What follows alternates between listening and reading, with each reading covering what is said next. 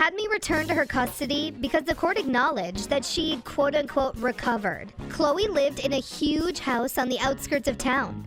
She was happy to see me, but we had been separated for 10 years. I'd never seen so many cats in one place, let alone a house. But in the evening, Hello, my name is Shannon and I'm 16 years old. I lived with a foster family since I was 6. At school, I had lots of friends and, most importantly, things began to happen in and around the house. Different cats were pouring through them like a stream. There were like 300 of them. For me, it was a complete shock, and that those cats that lived with my biological mother in the house were, in fact, the same lost guests.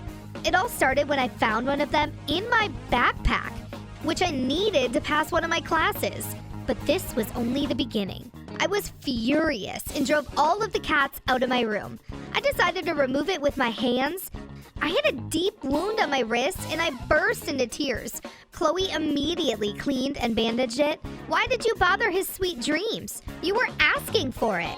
I couldn't imagine her ever saying something like this.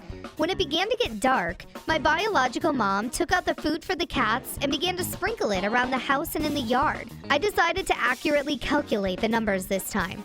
Chloe called each of them by a different name and talked to them. I was freaked out. I texted Jim telling him everything that had happened. He was outraged. He was afraid that the cat might infect me with rabies.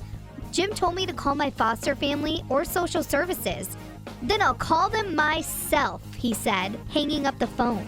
Representatives from social services came the next day towards the evening. The services arrived just when my mother had already sprinkled food out and was waiting for the cats. The social service representatives watched in amazement at the sheer number of cats descending on our lawn and house. I was then returned to my foster family and to Jim. Later, I received a letter from the hospital. It's a mental illness characterized by an excessive love for cats and can arise from extreme loneliness. Tell us in the comments below, and remember to like and subscribe to our channel for more awesome content.